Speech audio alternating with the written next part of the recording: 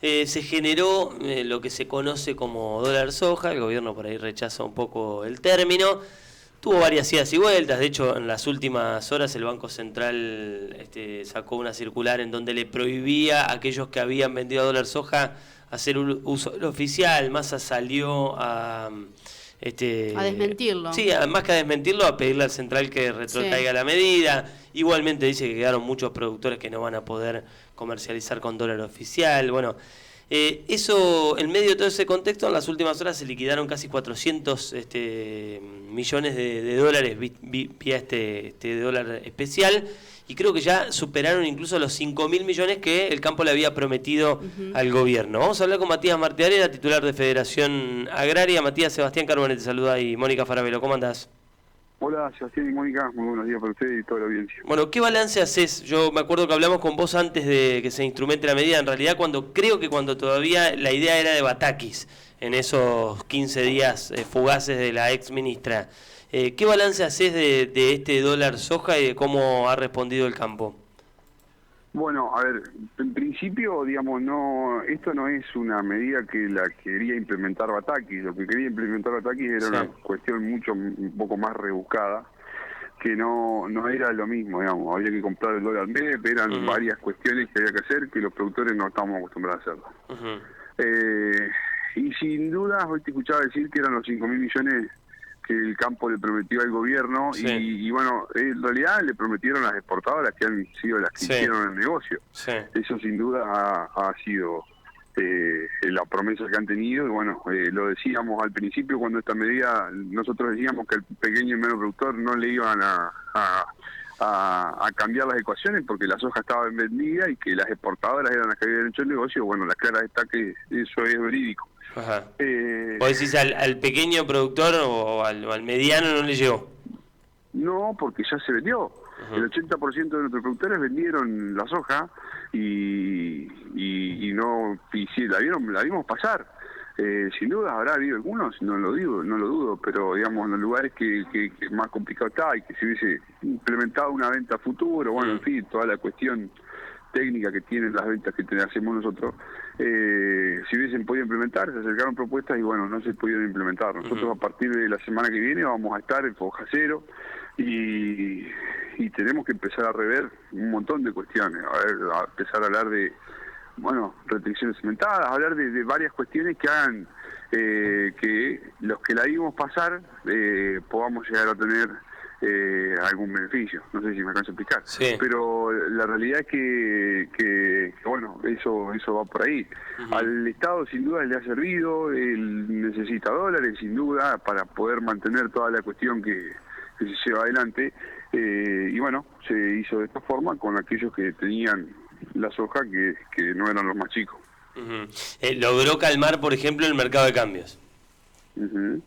Sin duda, eso dejó tranquila esa cuestión. Por eso, vos lo que decís es que digamos, le salió bien, a ver si te entiendo, Matías, vos decís, le salió bien al gobierno porque consiguió dólares, le salió bien a las grandes exportadoras porque hicieron un negocio, pero al productor, digamos, vos en lo personal, vos te sembrás soja, te dedicás a eso o no?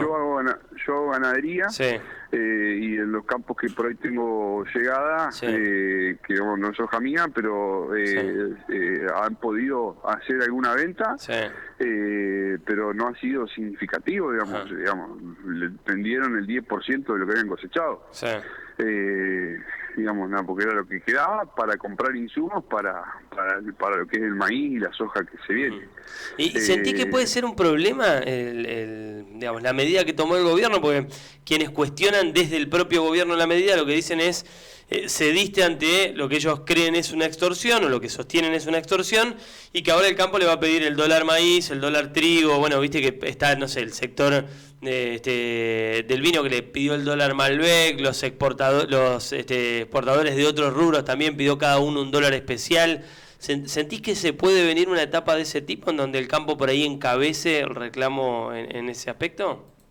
es que sin duda, a ver, un centro de la economía regional le tenemos que crear. Nosotros en la provincia de Entre Ríos tenemos lo que es el arroz, en el norte de la provincia, al lado de la costa del Uruguay. Y están cobrando el precio del arroz lo mismo que hace 3 años, cuando los insumos subieron el 150%. Digamos, los insumos subieron al valor de los commodities de la soja y de los $600 que llegó a valer, y después no bajaron, y digamos, los arroceros están cobrando lo mismo que hace 3 años, con un costo mucho más alto. Digamos, hay que hacer algo con la economía regional, es urgente, y hay que hacer una cuestión, sin duda, en que contemple a todo. A ver, se están elaborando distintas propuestas para que sea una cuestión segmentada, utilizando este mismo instrumento, digamos. En la medida que el productor, sobre lo que haya vendido, pueda hacer un acuerdo futuro y tener una diferenciación en eso. La realidad es que el acuerdo lo hicieron los grandes, digamos, y se dio respuesta a eso. Los grandes respondieron, le dieron los 5.000 millones que se necesitaban para poder llegar hasta fin de año, y bueno, ahí está, digamos, es lo que nosotros estábamos diciendo hace casi un mes. Matías, estuvo el secretario de Agroindustria, Juan José Bailo, acá en la Expo Rural. ¿Tuvieron la posibilidad de conversar con él, de acercarle algunas inquietudes? Nosotros con Bailo tenemos relación constante, tenemos comunicaciones constantemente, y sentimos una cuestión de cercanía y de que somos entendidos de cierta manera.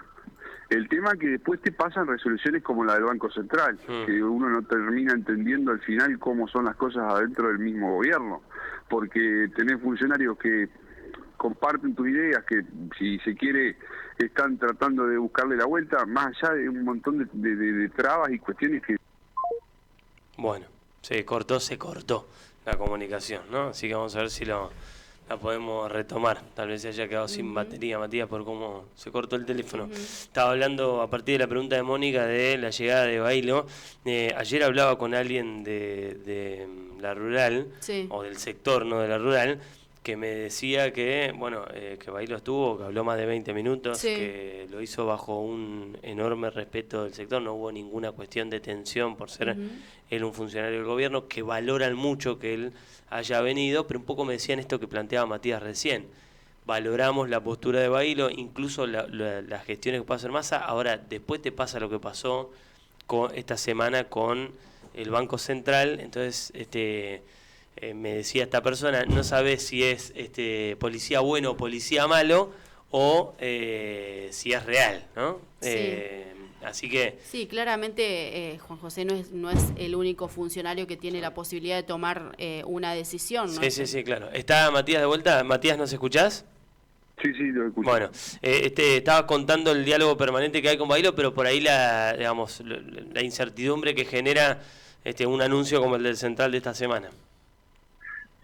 Tal cual, digamos, es lo que decía, digamos, nosotros ves esta dicotomía que hay entre el mismo gobierno, y realmente te deja en un marco de certidumbre, digamos. Yo lo que digo es que si en algún momento en estos cambios que se generan dentro del gobierno no podemos hablar con alguien todos los días, realmente sería muy complejo, ¿no? Entonces te deja en un marco de incertidumbre de saber cuál realmente es el camino que se va a tomar. ¿Cómo pensás que sigue? Digo, porque hace algunos días hubo una reunión, la sensación, vos lo planteabas recién a partir de la pregunta de Mónica de la llegada de Bailo a la Expo Rural, da la sensación de que es un gobierno que ha cambiado, por lo menos desde la llegada de Massa al ministerio, bueno, del propio Bailo, está en un modo mucho más dialoguista con el sector. ¿Te genera optimismo o esto que planteabas recién de no saber con qué te vas a encontrar después que se anuncia algo te hace ser un poco escéptico? Sí, a ver, con Juanjo tenemos excelente relación, y con Domínguez también lo teníamos. Y teníamos esta misma sensación de ser, si se quiere, entendido, y de estar hablando de un plan ganadero, en fin, distintas cuestiones, ¿no? Para ir mejorando cosas que son estructurales. Lo que pasa es que en Argentina la marca una cuestión la cuestión económica, la cuestión financiera y bueno, toda la cuestión, si se quiere, política, ideológica, que realmente es muy complejo, y a las claras está estas cuestiones que van de un lado a otro, donde tenés un secretario de Agricultura que nos dice que no va a alcanzar a los productores, y un Banco Central que te marca una resolución. Bueno, entonces quedan expuestas, creo, las fracturas. De acá para adelante tenemos muchas cosas que conversar. Tenemos una ley de humedales que a los productores parece, digamos, para los productores es muy importante. Digamos, se está por definir una cuestión sumamente importante, sobre todo para Entre Ríos, que tenemos muchísima cuestión de humedales, y se está definiendo algo que realmente es una locura. El jueves próximo va a tener dictamen una ley en diputados de que no se va a poder producir más en los humedales, sin tener en cuenta todo lo que genera la producción en eso, ¿no? Y el impacto que tiene la vaca comiendo el pasto. Justamente te iba a consultar sobre eso, porque ayer leía un comunicado de la mesa de enlace pidiendo que no sea todo humo, justamente la ley de humedales, y hablábamos con gente de la red de humedales que decían que lo que se busca hacer es regular la actividad en los humedales, no prohibirla. ¿Ustedes cómo lo ven, o cuál es el punto que ustedes critican? Nosotros lo que criticamos es que nosotros no necesitamos una ley de humedales para apagar el fuego. Tenemos 4 leyes que son las que está la ley del fuego, que es sumamente importante, y hay que ponerle todas las herramientas para que eso pase, y además hay que hacer una investigación de quiénes son realmente los que prenden el fuego. Imagínate que enfrente a Rosario hay 200 focos de incendio que se prendieron en 2 años más de 15 veces. Estamos hablando que cada 2 meses se prendió fuego el pasto. Entonces, ¿a qué productor le cabe quemar la propia comida para sus vacas?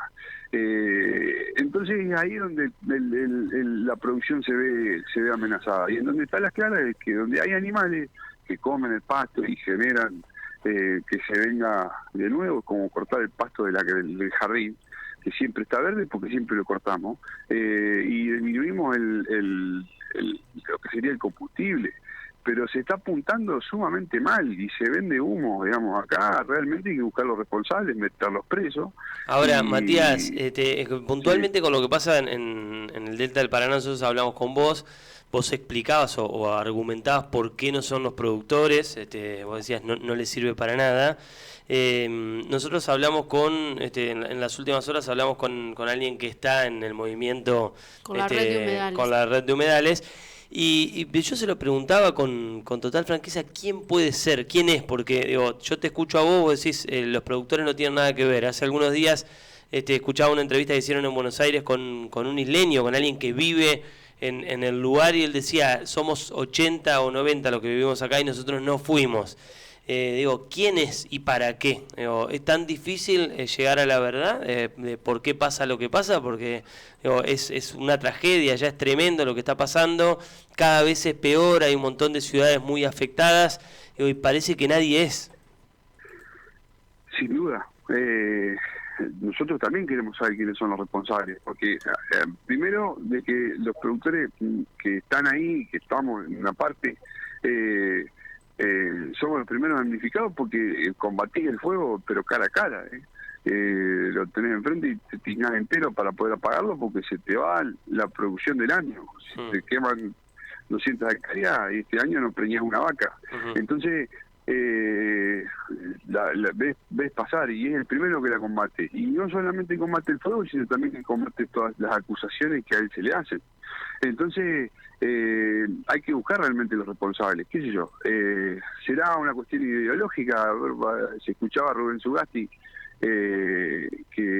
a Rafael Sugasti, que es que decía que vivía con las 80 familias, y que exactamente, no eran ellos. Sí.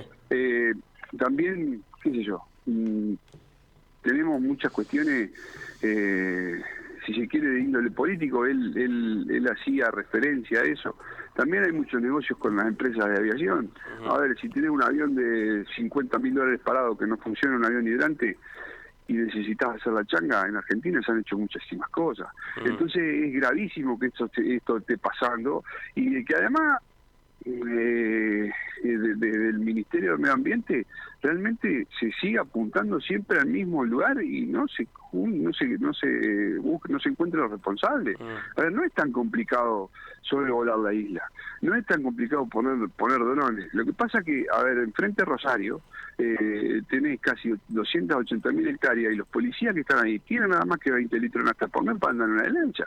Entonces, realmente hay que dar las herramientas, hacer realmente el seguimiento y que esto no pase. Mira, yo en este momento estoy en Rosario. Ayer llovieron, antes de ayer llovieron más de 25-30 milímetros en la isla. Y ayer a la noche había humo.